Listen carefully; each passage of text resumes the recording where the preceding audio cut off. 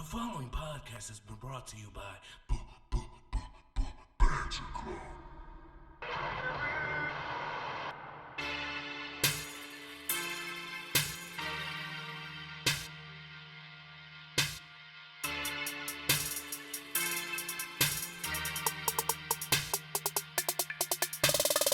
Ladies and gentlemen, boys and girls, children of all ages, Ramblemania proudly brings to you, it's Ramblemania.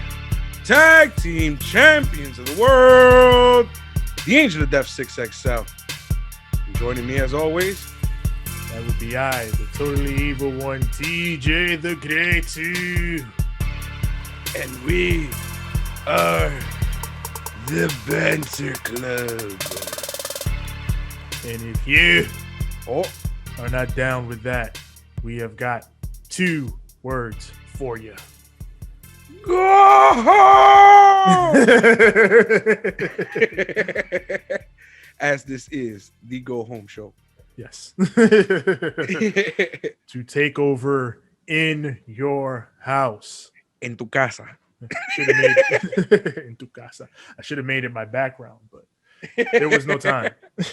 Oh my God. You know what has me rolling now? Fucking Roman Reigns. The tribal chief guy, yeah. Yeah. So he's become a meme. I don't know if they threw him something and he like hit dodge or what happened, but because I didn't watch SmackDown, unfortunately, you know what I'm saying? I was too busy preparing for that beautiful live we did yesterday. Nice. Cheap plug. Okay. So basically I didn't get to see it much, but then I just keep seeing all these memes online of him like this and people like putting him in all these like dance predicaments. It looks like he was dodging something and they put him in all these dance predicaments. And I had to post one because a couple of friends of ours, Eric and Xavier, they made one where Roman had a hookah and and he was dancing to some old típico music, some old merengue típico, and it's fucking hilarious because I was just like, man, this is the head of the table if the head of the table were from Dykeman. And for those of you who are local, you're welcome. Yeah. That's hilarious. I was crying, man. I had to post it the moment that I seen it. I saw Jobber Tears. They posted him doing the Willy Bounce. Yes. So you know he's out there, man. He's become a meme now again. It is what it is. What should become a meme, which we'll talk about later tonight. Squash. There's a few things on NXT. Nah, this NXT was mad meme worthy. It had meme potential. Yeah, there's a few things, people on this roster with meme potential. But it's NXT, of course, as it always is. Going into Takeover in your house, because we got to talk about this conference call from the game. Oh no! I said some dreadful things. I was very angry. The fans were annoying me. Just watch the fucking show. Rangers. He went from Triple H to Goldar. Damn right. All whiny and shit. Dad, stop. Now you know how it feels, pal. Stop firing all my people. Now look, they're picking on me. Now you know how it feels, pal. Another thing, too, with Vince, that there's a lot of people he got rid of that he might have not meant to have gotten rid of this soon. And that it was a idea eventually. And so Braun is one of them. And Tommy N, who we also just mentioned, is another one. Yeah, the interesting, like, with Braun, apparently Braun had a really high contract. And they crunched their numbers and realized, oh, shit, we're paying this dude a lot more than we may find him worth right now. We're going to cut him. And then I guess the plan is to renegotiate with him later and potentially bring him back for, something more to their liking. Yeah. From what I heard, they were supposed to like renegotiate before they released them, but Yeah. you know how they think. Yeah. Yeah. Apparently, this Ass is like a backwards. Yeah. negotiating tactic. Like what? Yeah. Ass backwards, bro. These guys are ass backwards. Yeah. And then fucking with Aleister Black, um, he was in a situation where they were literally starting to create a character for him. They were gonna see how that went, and then they were gonna release him if shit didn't work out. And they just released him instead. And it's hilarious. It's funny to me because it's like y'all don't. Apparently, this is mostly that Nick Khan guy's fault. But damn, son, like, come on, bro. Yeah, like apparently Nick Khan, the president of WWE, like this new guy, he's got a lot of big, broad ideas. He's got a lot of things he's trying to do. Like there's been a big corporate shakeup within the company, a lot of new people coming in.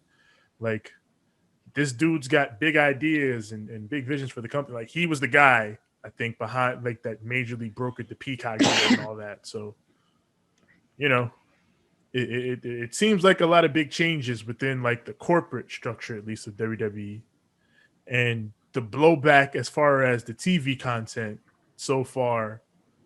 Well, I guess a lot of fans ain't happy. I'll say that. I mean, to me, it's more like the creative there is Yeah. having to deal with Vince as a fucking brick wall, and then like they want to come up with stuff, and Vince will be like, let's rewrite the entire episode of Raw right now. And it's like, I think he needs to start, working with people, and everybody needs to work together. I feel like with the team that he has, if they work together, they'll actually be able to get something that's a little more fun done, or at least something more important done, because there's a lot of things that I've been seeing that I'm like, that could work. That could work. That could work. But then they do stupid shit like Alexa Bliss and fucking that whole situation that happened with Shayna Baszler, where I'm like, Shayna Baszler is a killer. Shayna Baszler should be your female Brock Lesnar. She should be exactly what you guys were trying to make Ronda be, but even darker and even, more kick ass, because that's what Shayna Baszler is. You feel me? Like Shayna Baszler is a badass. And instead they got her fighting dollies in the dark. It's like that doesn't resonate with me, especially somebody who's a huge fan of, like, I wouldn't say the MMA style, but that kind of shoot style kind of vibe about some of these guys. Speaking of shoot shit that had me fucking rolling, this whole situation with fucking Nick Gage and Matt Cardona. I finally saw the thing. What, the major pod? Yeah. It was like a signing or something like that, or a podcast, whatever. Yeah. And he popped up, and everybody's like, I'm Nick Gage. And the security was holding him back. And fucking, what's going on, bro? What's happening, bro? He just shows up. And this whole beef to me is hilarious. How do you feel about this shit, Tevin? Like I said on the live, it's my favorite feud in wrestling. Because what the fuck? It's out of nowhere, and it feels real as fuck. Yeah, like this was born out of just Matt Cardona, I think, on the podcast one week was just talking about, I'll fight Nick Gage, like he just as an aside, just talking shit. And then Nick Gage, I guess, heard about it and ran with it on Twitter, like, yo, Matt Cardona, Zack Ryder, the dude that plays with dolls. Yeah, I'll fight that dude. And he just kept going with it. And it's like, all right, this is just Nick Gage talking shit and fucking around. Ain't nothing gonna come of this. And then fucking here we are. here the fuck we are. Damn right. And you know what's crazy to me? Like, Matt Cardona is one of those dudes that, like, he's like mad nice. You know what I'm saying? And Nick Gage if you ever talk to Nick Gage, he's a nice guy. But he's one of the baddest motherfuckers on God's green earth. And then you got fucking woo woo woo broski boot. And that's the thing that makes it so crazy. Like, this couldn't be more left for Matt Cardona as something to do. That's why I think it's so cool. Like, this is gonna be the post WWE thing that sets it all off for him. That could set it all off for him should it go well. Like, and I think it will, because they're pros. But like, him fucking calling GCW fans the GCW universe, fucking gross. I love that shit. But it works for his character. It works perfectly for his character, and like I love it as like like this sort of weird follow up as to what he was a decade ago, where he was. Imagine going back to 2010, 2011. Yeah. And Zack Ryder, the guy doing Z True Long Island Story, the first guy to really do like a web series and get over online as a wrestler, is now doing this crazy ass angle with a deathmatch wrestler in 2021. Like it feels like as left as it is, the proper next step for a guy who is majorly influential in the internet and wrestling. Yes. So I see what you mean with that. Yeah. It's a strange, man. Completely logical, but completely left. Yeah, it's crazy, but I love it. Yeah, same. Yeah. I'm trying to think of anything else that in wrestling I've been. There's a lot of wrestling going on right now, man, and I've been having fun with all of it. Except for Raw. Fuck that shit. Nah, bro. I'm gonna be factual with you. Like, I was sitting down like watching this shit, like just the ending, because I don't get to watch the whole show. I'm at work, yada yada. And as I'm seeing this, I literally write on the chat, on our group chat, that was fucking terrible. And Hayes was like, it's not that bad. And I'm over here like, nah, bro, you don't understand. Like, I have not watched anything main roster in a while because I've been too busy watching AEW and NXT stuff since everything has moved around. And I kind of like, I guess I got spoiled. You know what I'm saying? So when I watch Raw this Monday after all this good wrestling, I'm like, what the fuck is this, bro? Like, it's laughable. It's bad. It's laughably bad. And then I watch like Raw Talk, because Raw Talk is my shit. And like, they can't even make heads and tails of it. They're just like, yeah. They just start talking about other shit, and I'm like, damn, son. Like, like really? I feel like it's just the wrong person. This could have worked even better with Nia, because Nia has been kind of funny here and there. But Shayna, who's like this serious badass. Yeah, they'd never do that to Nia. Yes, they would. They would. No, they would definitely do it with Nia, and it would definitely work with Nia compared to with Shayna. Because, Nia is kind of like silly. She's always like throwing a tantrum or doing something like that. Like, they always have her doing something funny. Yeah, I forgot. They did My Hole with Nia. Yeah, My Hole. So they can always, squeeze her into something like this. Yeah. But the fact that they use Shayna, who's like a killer, might as well have been using Oscar. Like, this shit was fucking awful. Like, oh my god, man! Like, what are you doing? I'm sure they've done enough goofy shit with Oscar. Yeah. Maybe the quota's used up. Oh man! And there's also people saying that Kofi might join the Hurt Business, and they can see that. And I'm like, no, what the hell? I don't want that. I don't want that. I don't want it. I don't want it. I don't want it. I guess because they've been showing these pictures of like, Kofi and Xavier Woods reenacting the whole barbershop scene segment. Oh yeah. And after that, like, people started like, oh, what if they, they had MVP come up to him and like talk him up a storm, like, oh, the only reason why Kofi Mania ended was because of you let it end, blah blah blah, yada yada yada. And I'm over here like, come on, man, I love MVP. They got him saying this stupid ass shit. You know what I'm saying? Like, we know why Kofi Mania ended. You wanted to push Cain Velasquez versus Brock Lesnar. Ha! Where the fuck did that go? Up your ass, huh? Cain Velasquez was a blip in WWE, bro. That's crazy. Yep. They threw away Kofi for a blip. It's saddening. Shit like that is why I stopped watching. Are you ready? I think. No! It's no fake, motherfucker. I said, all right, you ready? Forgot he's spicy because of the conference call. I am ready. Motherfuckers don't know what they're talking about. Fucking watch the show. Then, for the thousands in attendance, and the millions watching at home. All of you. Yeah. And for a bunch of salty fans who won't let me be. Who? Let's get ready to banter. It is NXT from the Capitol Wrestling Center.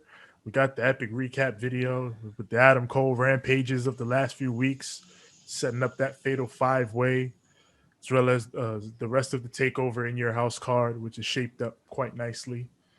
And now we open the show proper with The Way. Austin Theory is heading down to the ring to take on Oni Lorcan in the opener. Did you see Adam Cole on the bump? No, He's fucking great. he usually is. And he was just like, he was talking like him, like Austin, like himself.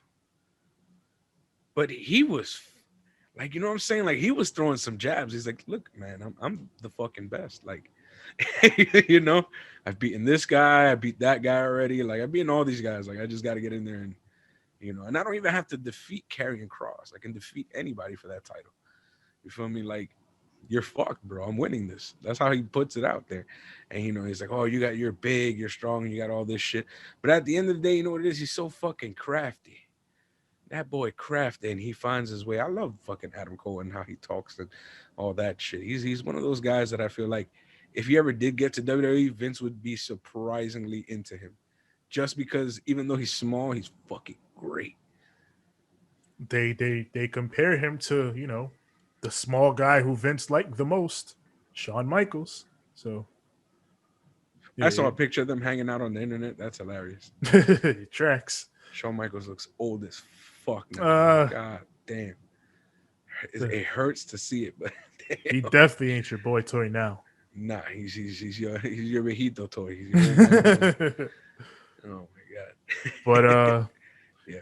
We got the setup earlier for this match where Austin Theory was introduced to Madman Oni Lorcan in a backstage pull apart. Yeah. And it's like, I'm gonna kill him, and then everybody's holding him back. And there's a lot of holding people back tonight. I hope y'all know this. Yeah, that's all over the show. Yeah. Hold me back. It's like it's going on, it's going down. But Oni's in control of this match early. He's beating Austin Theory around the ring. And then Peter Dunne comes out to enjoy the violence during the picture-in-picture. So then Johnny has got to come out to look after his son. Yeah. You can't just jump my boy. Don't touch my boy. Yeah. So Theory, he hits a fucking split-legged Spanish fly. That shit was different. That was cool. You know what it is, though? Like, this kid, he had, like, this huge buzz around him when he first started. And if it hadn't been for the allegations and the bullshit, he'd probably be in a prominent position somewhere on Raw or SmackDown, because god damn, man, like he comes up with shit sometimes and I'm just like, from where, like how? Damn, what the fuck? On the positive side, he was found innocent and all that, and he's young, so here he is working his way right back on up. So he'll probably be back up there in due time. Yeah, he's beast. Yeah, he's really good, especially being with Johnny in the way. Like he's only developing even further than he already was. So. And he's a presence. I remember when he was at BCW. Yeah, and I walked by him and I look at him. I'm like, I can tell right away, like, oh, you're a wrestler. You feel me? Like, like I see everybody else, you know, walking around, and some of the guys, like, when they don't have their gear on, you can't even tell. Yeah. But fucking Austin Theory was no gear, no nothing, like regular t-shirt and jeans. And I'm like, oh, you're a wrestler. Yeah. Fucking. Yeah, some guys just have it. He's one of them. Mm-hmm. So yeah, and then this was a good match. Yes, sir. So, but Johnny and Peter Dunne, they start brawling outside, and then here we go again. Hold me back, and the refs come out and break them up and remove them from the equation. Austin is distracted, looking at his dad being taken away. And Oni grabs him up, hits the half and half, and he gets the win. Yes, sir. So, good to see my boy Oni get a victory on NXT, especially because Bobby Fish is still looking for him. He still got beef. He remembered. So, Yep. I like that all hell broke loose here. Like, I mean, I love when shit like that happens, when it's just like, you can tell it's about to, because it's like you got this guy versus this guy, but these two guys are going to be in the main event. So shit is about to go down. we got LA Knight. He's at his crib showing why he deserves to take on the legacy of Ted DiBiase. He's got the cars, the houses, the women who laugh on command and stop laughing on command. He's got it all. That was some douchebag shit. It was. All right, you're laughing too much. Stop now. The man, he has it all, which begs the question kind of as to why he needs Ted. If you're already rich. He doesn't. Yeah. And it's not just if you're already rich. Like, it's also if you got the charisma, you got all these people, you got everything. Like, why do you need a Ted DiBiase, to be honest? You do it like Cameron Grimes stated the reason. You just want to take him away from Cameron Grimes. That's what it feels like. That's what Vince feels about all these other wrestling companies. Right. You're just trying to take all my guys. They're my toys. All these toys are mine. You don't even use them, Vince. You don't know, pal. I might want to use this toy one day. Some of these are collectibles. I will never remove them from box. Look at this Aleister Black toy. Some of them I put back in the box because they look cool. Yeah, Strowman. I might take him out again one day. He's really cool. Oh Lord. But we got. I was gonna say Michael P.S. Hayes, but no. You know who that is? This is Doc Hendricks. Damn right.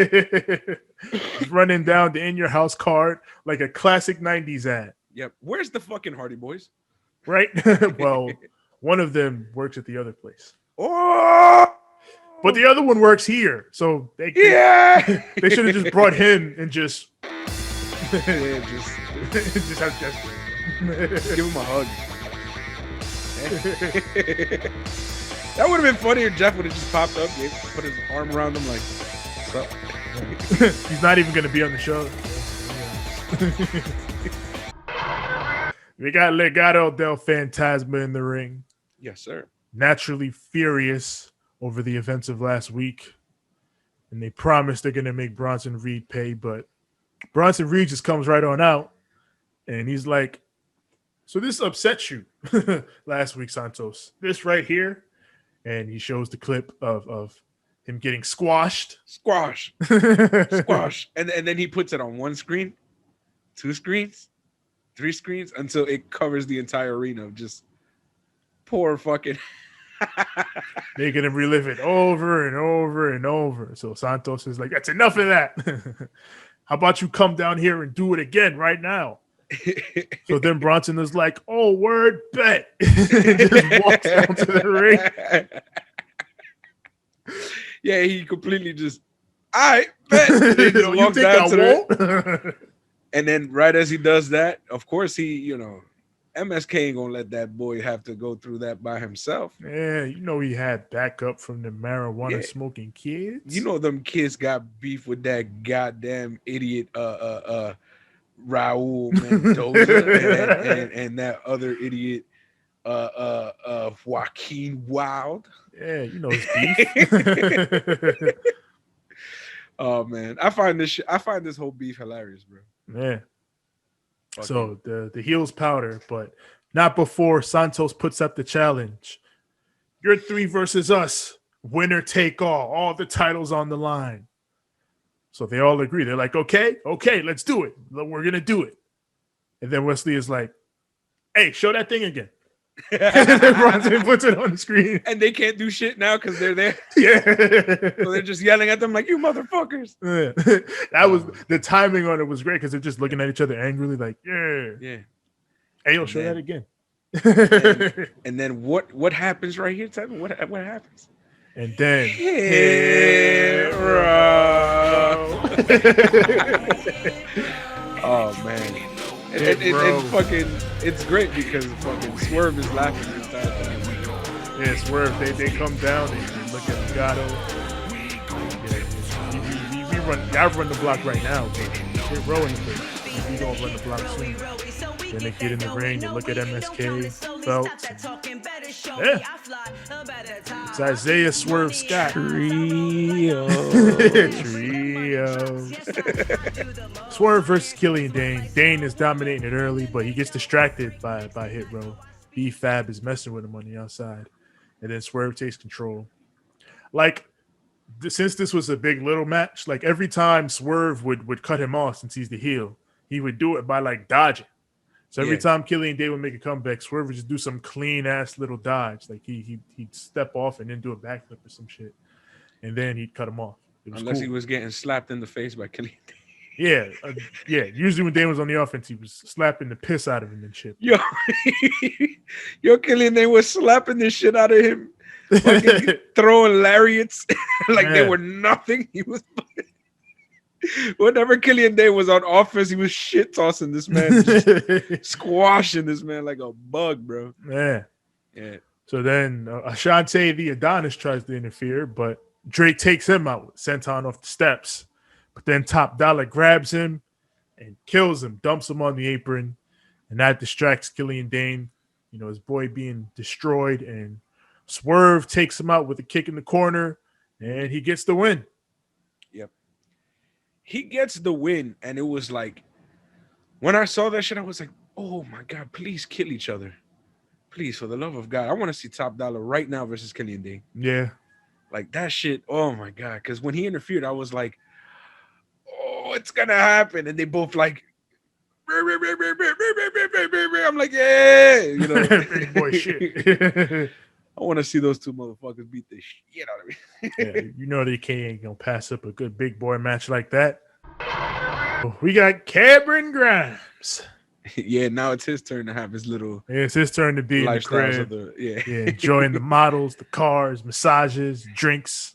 His crib is huge though. Yeah. He got a whole bunch of stuff going on.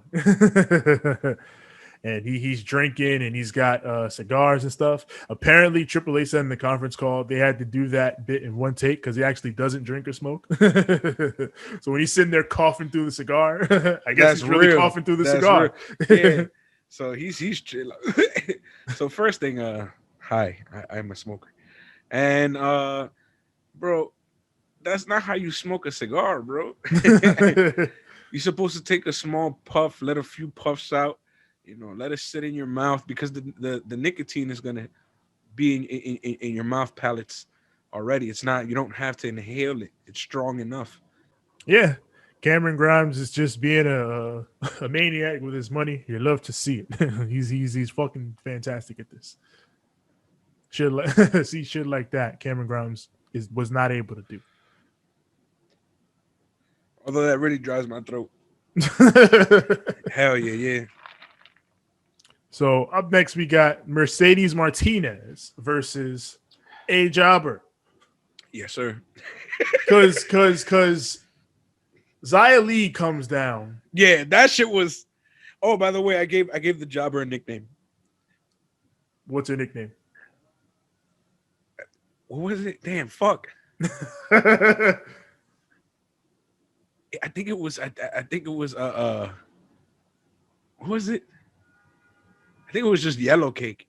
Yellow Cake. Yeah.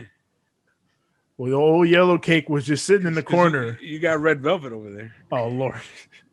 So it's got to be Yellow Cake. Yeah, Yellow Cake in here. I had a better one, but fuck, I don't remember it. She Yellow Cake. She's sitting in the corner as Xia Li and Mercedes Martinez just fighting outside. Yeah. And then the refs come out, break it up. Break it up. You know that once they throw you into the void, that's it. They got to break it up. Yeah, that's it. Because they went into the void and it was getting dangerous out there. So yeah, they had to break it up. And then Mercedes goes in the ring and she's like, ring the bell. And they ring the bell and she just hits this girl with an air raid crash and pins her. Murders her. Just absolutely murders her for no reason whatsoever. Just walks in there. I'm already pissed. Man. Why? This girl got jobbed all the way the fuck out. She got beat after Mercedes had a whole fight before that. And that's why she's yellow cake and not red velvet. Yeah, shit. We got Mackenzie with Breezango. Come on, you know you want to sing the song. Man, I want to talk about Tyler Breeze, his goatee. He looks like a cop. Yeah, he looks like a fucking, well, I guess they're cops, but they both just look like Miami Vice cops. And they want to talk about Imperium, talking about Walter and Fabio and Marsupial. Pardon. Dango's You're killing like, me, bro. You're killing me, Smalls. You're killing me, Smalls. It's Fabian and Marcel. And Tyler's like, you're going to correct me? Yeah, I'm going to correct you. Oh, man.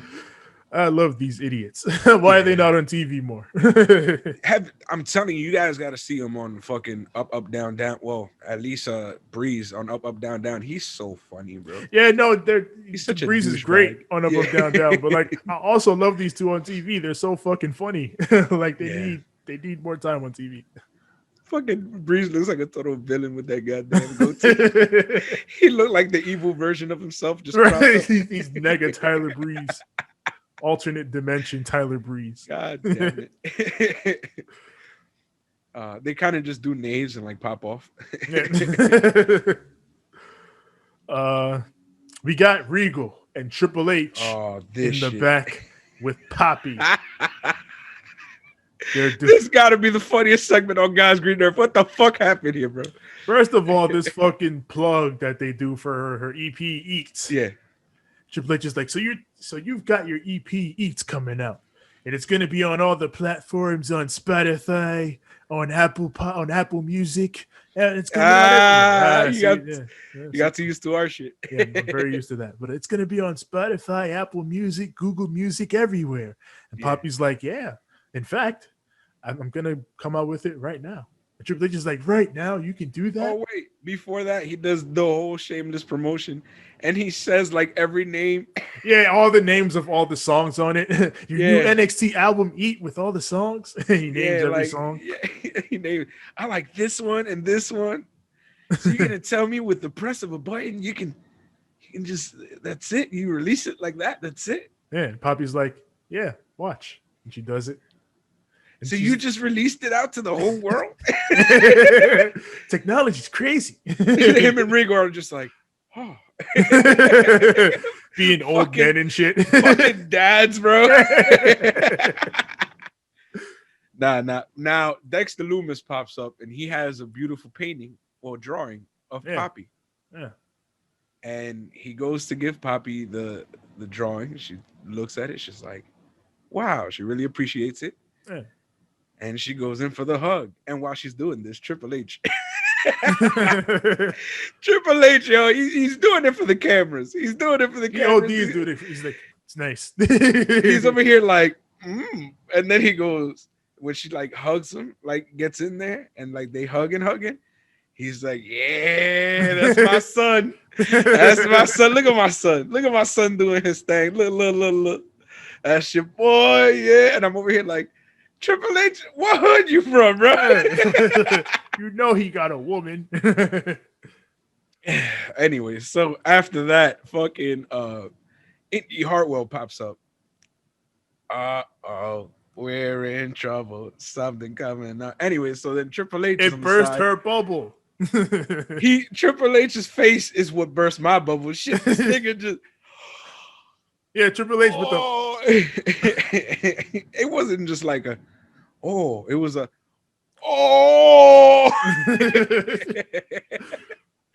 and she's like, like you pig, and just fucking walks off, and then Dexter Loomis's face is like, yo, it was Dexter's face for me. He's just like, we got to give Dexter Loomis some credit as a facial actor, because I don't know how you went from serial killer stare to that was awkward stare. Yeah, that effortlessly. That was impressive. It was like, and then out of nowhere, when Indy Hartwell pops up, it's like,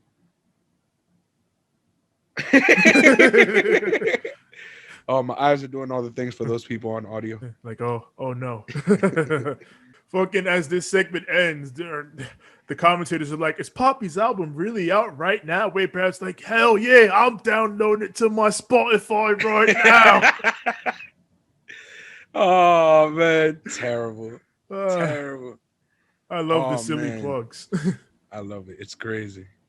Yo, so I believe up next, my boy LA Brian McKnight. I mean LA. Yes. You know what I mean. He shows up in some type of roles, I believe. He got a big Rose limo. And Cameron Grimes pops in a nice, low convertible style Beamer. Yeah. And I'm like, damn, son, that's a nice fucking whip, bro. Where the fuck? Where y'all renting all these nice ass whip from? Where they do that at? What they do? You gotta let me know. You gotta let me know what's going on. Cause them shit's just nice. Yeah. And then they're both here. One of Ted DiBiase's guys comes up and he tells them, Ted's waiting for you in the ring. So let's get out there and get this started. And they go out and they're arguing the whole way. Fucking Cameron Grimes is on 50 from jumping this. Like, he is chewing the scenery so hard in this. He's owning the camera so hard in this. I can't front. He's making LA Knight look like a background dude. I gotta be honest. Yeah. He was fucking eating up the what's the guy's name? The guy who's like helping him get into the whatever. He's fucking like, he's shitting on him like, you don't make no money, nigga. You ain't got no money. Look at this money right here. Wade Barrett said as they were coming to the ring, it's a game of one-upsmanship. And if you were to look at it that way in this angle, like, Cameron Grimes is on a completely different level. Mm-hmm. And it ain't like LA Knight's a bad talker or anything too, but Cameron Grimes is just, he went to the moon and he's not coming back. So now they're in the ring for the priceless announcement from Ted DiBiase. He says, this Sunday at Takeover, you two men are going to literally climb the ladder to success. And then with the dopest rig I've ever seen for a ladder, a ladder comes down from the ceiling. But it's the way it comes down. It comes in at an angle and straightens out as it comes down. That shit was fun. And it's all gold. Yeah, golden ladder with little dollar signs. Little diamond studs and little, studs. Fucking sexy ass ladder, and it comes down. I was like, what kind of spaceship shit is this? This shit is fire. So yes, LA Knight, he gets the mic. Yeah. Oh, go ahead. You gonna say something? No, I was gonna say who was it who was like, hey, what are we doing this for? Oh yeah. That's coming in a second. But yeah, LA Knight is like, there is not a hill you want somebody to follow you, take up your legacy. There is not a hill I won't climb or a hillbilly I won't step on to get to the top. And he says he's gonna win on Sunday. And then Cameron Grimes gets the mic. Says, Ted, you told me it wasn't about the money. It wasn't about the jewelry. It was about the focus in that ring. And in between these ropes, in between these turnbuckles, in front of these people, no one can beat Cameron Grimes. So take my money. Take my things. Because it doesn't matter regardless. I'm going to the moon. But Ted, I got to know. What am I climbing for? And then he comes down like, what am I climbing for? And then Ted's like, I'm glad you asked. Because I'm going to show you right now. Gentlemen. And they bring it in. Yeah. Set it right there in the middle of the ring and unveil it. The $1 Million Championship. Yes, sir. Tevin, by the way, you went green there for a second. God damn it. You're back to normal, but it was like, what are you doing it for? And then the whole screen turns green. I'm like, that's what they're doing it for? That's what they're doing it for. Cameron Grimes. I was waiting for you to give me a space to come in. Oh, man. But here we are. $1 Million Championship up for grabs. Ted just laughs us out of the segment. See you on Sunday. That goddamn title. Gorgeous title. Yeah. Apparently, it used to fall apart all the time, and hopefully they fixed the mechanics of it. Yeah, hopefully this version of it is more sturdy, I guess. Hopefully, it's one of the replicas. I heard the replicas they don't fall apart as easy as the real, Yeah. which is sad. Oh But man, yeah. I get why Cameron Grimes is rich. He just sold this character to me as a babyface. Yes, sir. And I'm buying it. I am buying it. He's your funny, goofy, oblivious neighbor. That's who he is. Yeah, like I said, LA Knight is a good promo. When he cut that promo, there ain't a hill I won't climb, a hillbilly I won't climb over. Good promo. And then Cameron Grimes cut his promo, and I forgot LA Knight cut a promo. That's how good he was in this segment. He was a supernova in this segment. Like, yeah, absolutely. When he's like, take my money, and he throws off his jacket and he takes off his watch. Like, he went full Flair. He's going full Ric Flair with this shit. Like, he killed this promo. It was amazing. Woo! Woo! Like, I'm like, all right, cool, son. Shit. Like, damn, yo. Triple H. Another thing on the conference call, Triple H said, Cameron Grimes, he always had it in the ring, which, Trevor Lee, he always did have it in the ring. But, like, now he found the character, and he absolutely did. Like, he is brilliant with this character right now. To the moon. He better fucking win that title. Yeah, that shit got me excited. Nah, he dead ass got me excited with that. I'm gonna rip off my fucking jacket, fucking shit. Yeah. Take my money. I don't give a damn. Fire me. I'm already fired. Yeah. Over the past few weeks, I was like, are they turning Cameron Grimes babyface? And like by the end of this, I was like, fuck yeah, Cameron Grimes is a babyface. Hell yeah. But we've been saying this for a while that we felt like he was turning babyface, but I knew it. Like once I saw, we didn't get to talk about last week, but last week I was like, yo, he's babyface. Like there's no. Yeah. But this week, this was the one for me where it's like, that's it. He's a babyface, and it works. But yeah, I love this segment. Yeah, this was damn good. That's damn good. Yes. And now we go to the back. I thought we were going to the moon, but nah. Cameron Grimes is up there alone. we go into the back where Kyle and Cross hold me back. You hold me back. They're in the pull apart, another pull apart with all the refs. The refs are overworked as shit tonight with all these pull aparts. And then everybody's got beef. Everything is hot. But that goes to show you something. When everything is hot like that, it makes it feel a lot more important because everybody's hot about it. Like, think about one of my favorite angles was fucking that whole Armageddon, the 6-man Armageddon Hell in a Cell, because I was like, like you felt that shit. You feel me? Like it was like, yeah, everybody's got beef. Everybody's trying to go for it. Everybody, you know what I'm saying? That makes you feel for the, for the title more. Like that's, I think at that point, I felt like the WWE title was like the most important title in wrestling history, period. Like at that point, because it was like everybody wants it. Man, these dudes are all trying to kill each other for it. Mm-hmm. Yeah.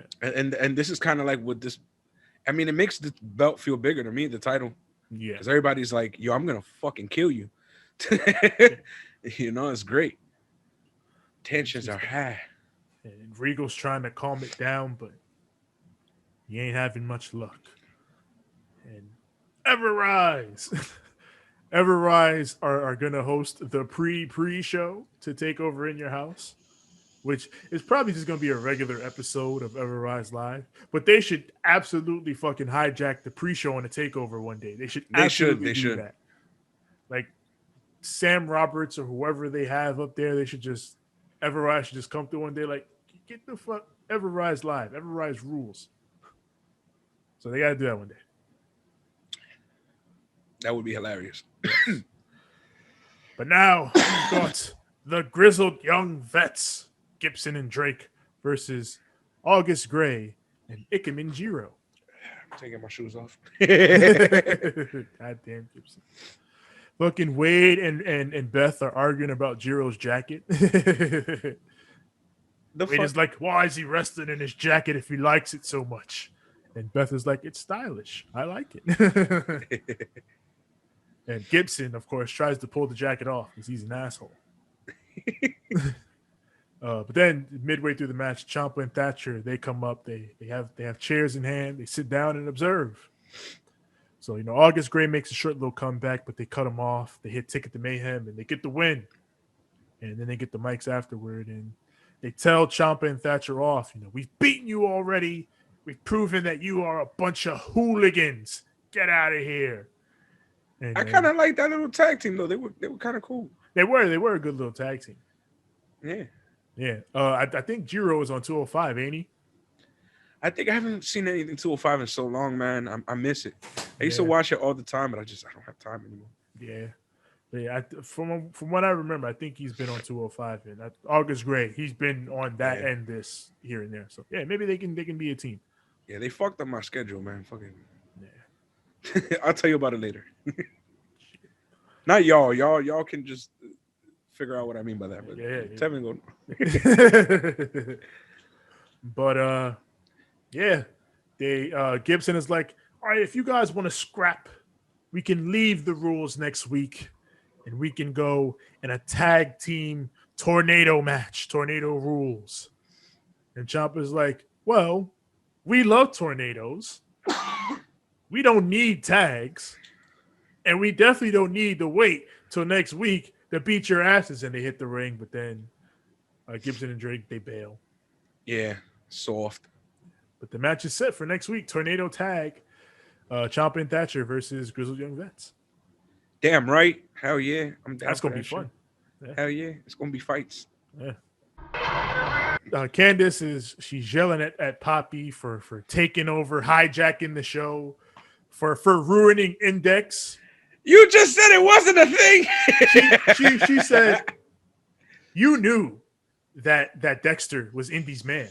Everybody knows that Index is a thing. Candice, you just said it wasn't, bro. You've been trying to stop this for months. Don't sit here in this ring and fucking tell me that you were about Index. We've been trying to prevent Index for months. You and Johnny, you fucking you evil parents. Go Young Bucksy.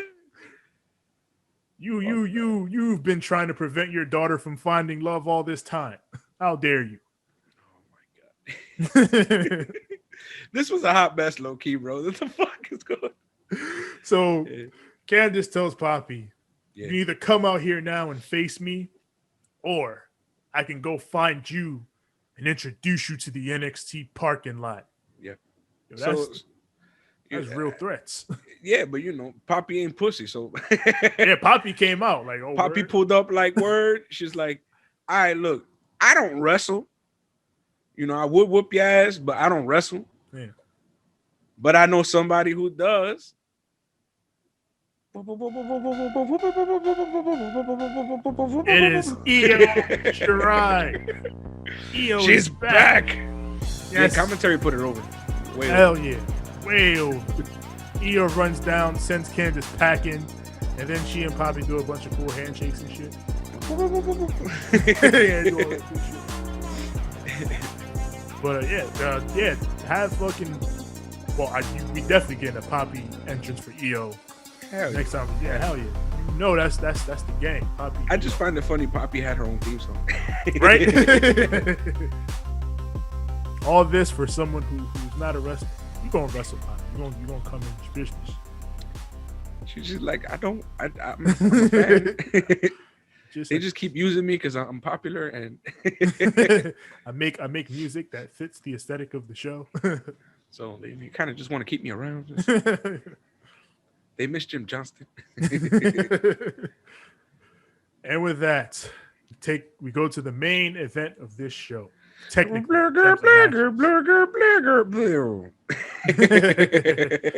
Dakota Kai versus Ember Moon. Io and Poppy are headed to the back. They cross paths with Dakota and Raquel. See that little stare down with Io and Raquel. Like, anytime you want to do it, we can do it. When you want it, it's yours. Let's do it. So, Dakota versus Ember. I thought this was a really good match, actually. Like, you forget Ember Moon can do her thing in there. You forget Dakota Kai. Oh, no question. Like, I was like, oh, on both sides. I was like, yo, y'all heated, huh? Y'all really heated. I got something to prove tonight. Hell yeah, they was what? I mean, I like all the stuff where like they would like bump into each other and shit. Good shit. Yeah. They did the spot where Dakota had Ember on between the bottom buckle, and she slipped outside the ring, grabbed her legs, and just banged her into the buckle. That shit looked awesome.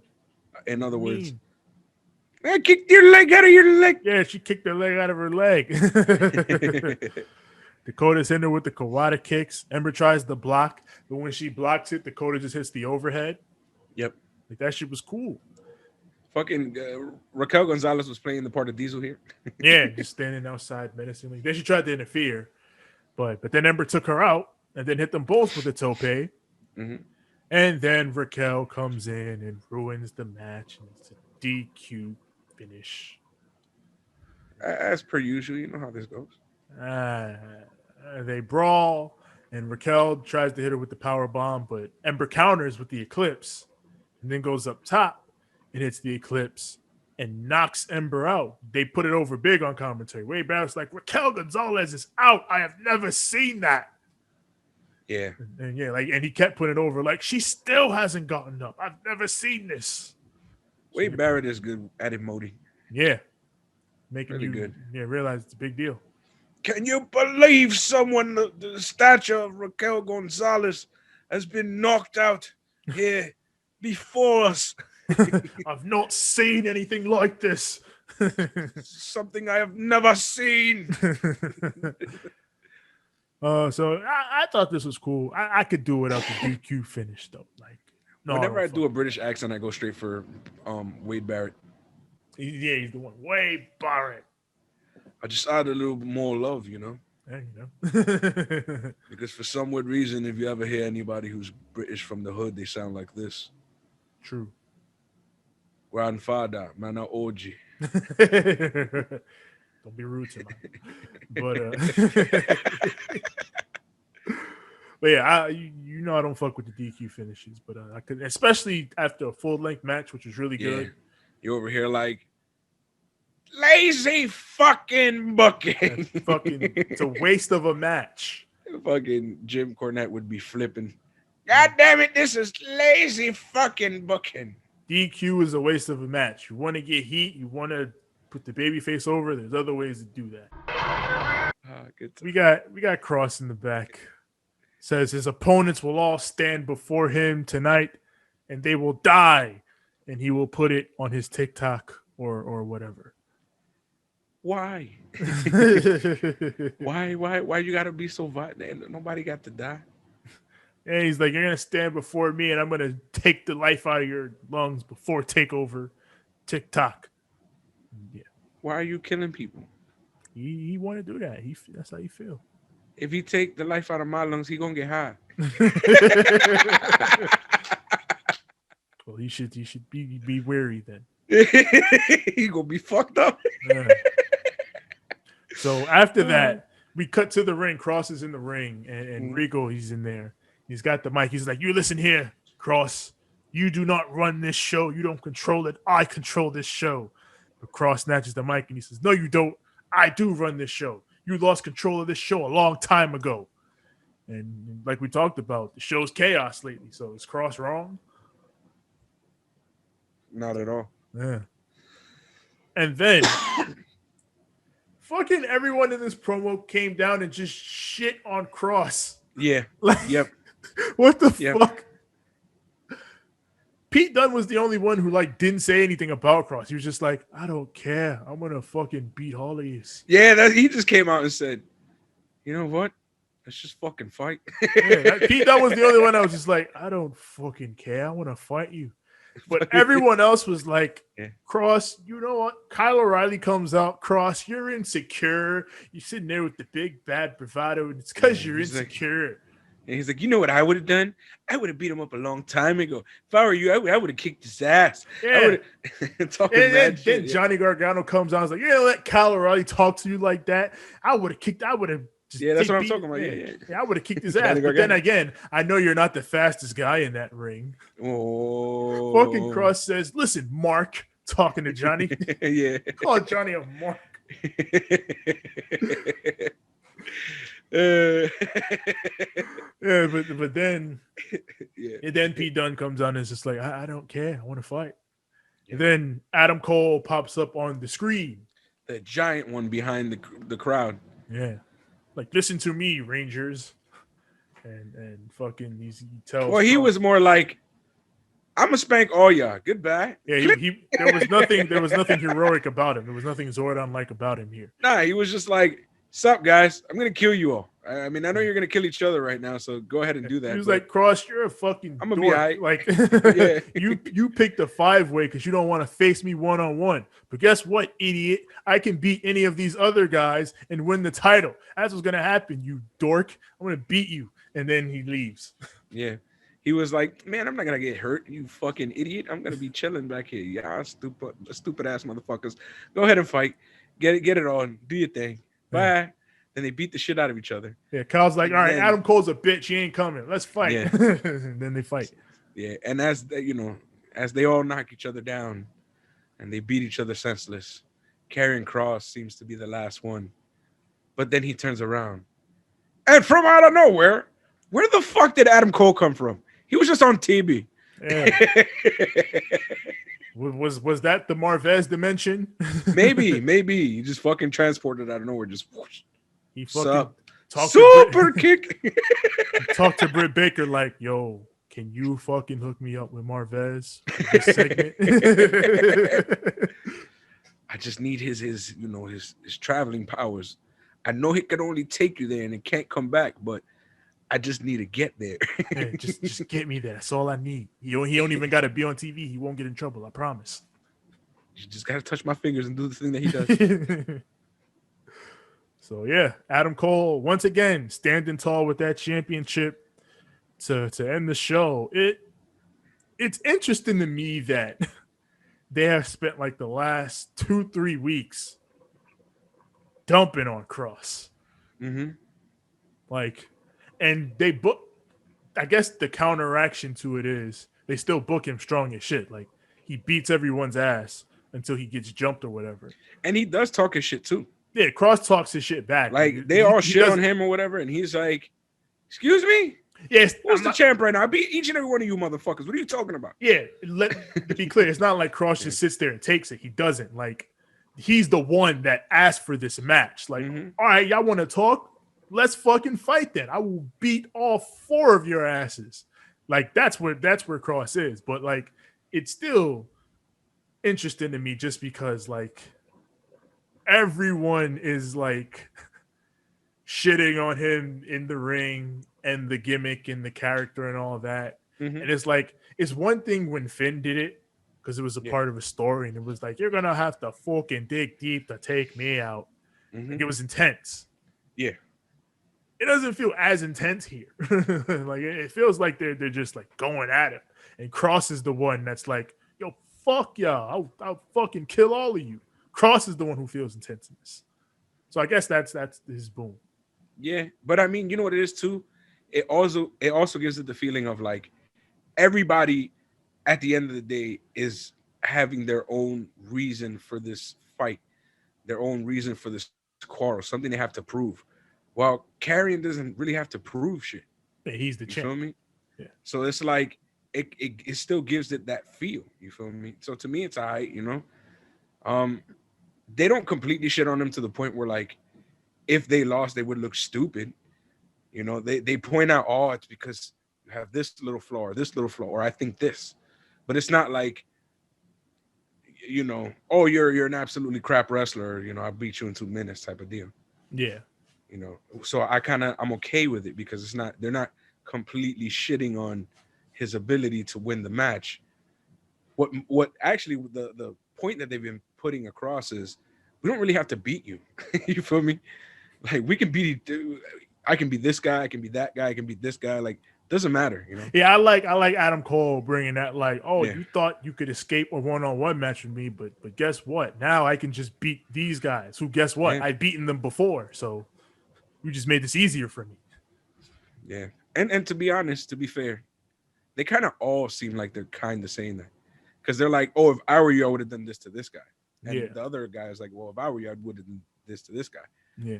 You know what I'm saying? So it's more of I don't feel like they're really shitting on him. And it's just like they're getting at him, which is what I want. Because I want everybody to feel like, oh yeah, no, we want this belt, and we're gonna do whatever we can to piss you off and play mind games with you. But at the same time, like, we know that we're in for a challenge. You know what I'm saying? It doesn't feel like they're like trying to make it feel like any less of a match. They're actually just hyping it more. Yeah. And I kind of like that this ended in this weird little like kerfluffle, because I guess that Adam Cole coming out last minute kind of shows you like Adam Cole's character and how it can be where like everybody else can beat the shit out of Karrion Kross, and then Adam Cole can just come in at the end and just boop, 1, 2, 3. Yeah. So I like it. I like the narrative. I fuck with it. This was actually a good go home show to me, because everybody was beefing. It was war. Oh yeah, this was the right type of go home show if you wanted, in terms of setting the table for a takeover, definitely. Mm-hmm. Yeah, so yeah, overall that was NXT. I thought this was a solid show. Very solid, yeah. For takeover. It felt in a lot of ways like a classic NXT. Like it had a lot of enhancement matches with a couple big matches here and there and some big angles. Mm-hmm. Like I feel like if this show was an hour, it would have been fire. Yeah. But it was still good as a 2-hour show.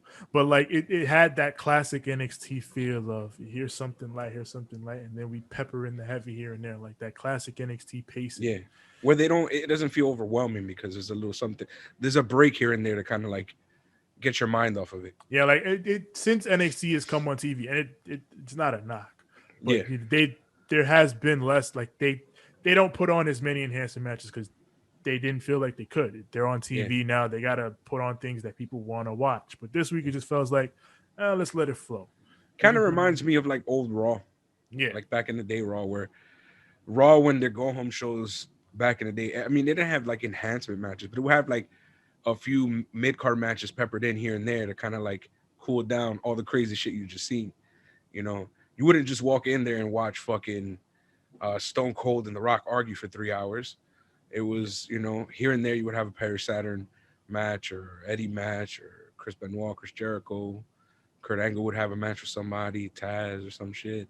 But they'll have like little random shit like the Headbangers versus back in the day, like Weak Hardys, like when they were just starting, throwing some Edge and Christian, like something like that back when, those names weren't who they are now. Yeah. So it was just like, oh, that's kind of cool. Kind of like give you a breather and shit.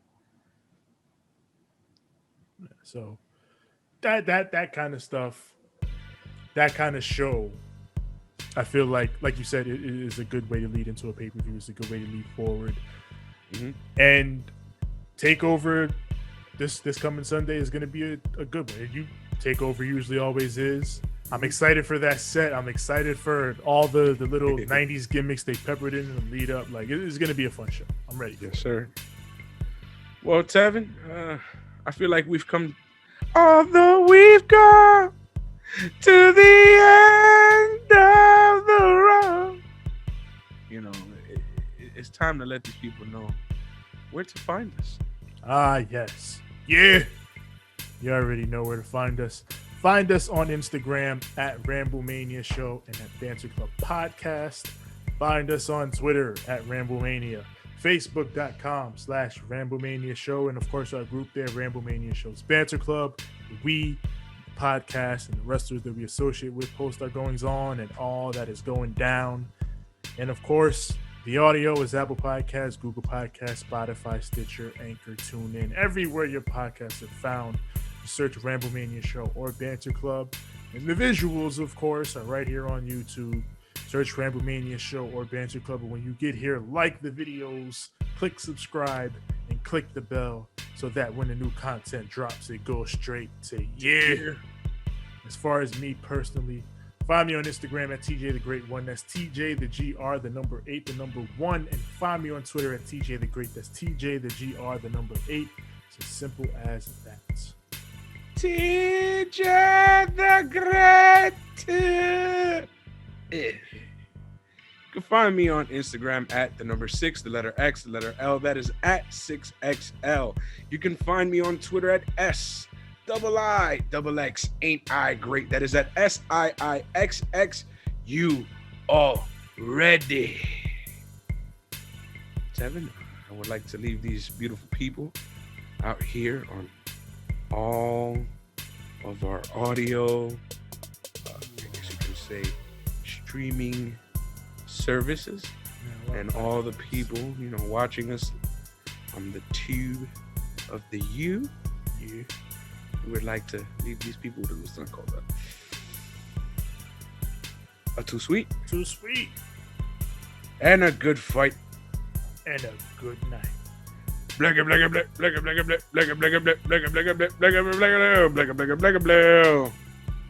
Please don't die.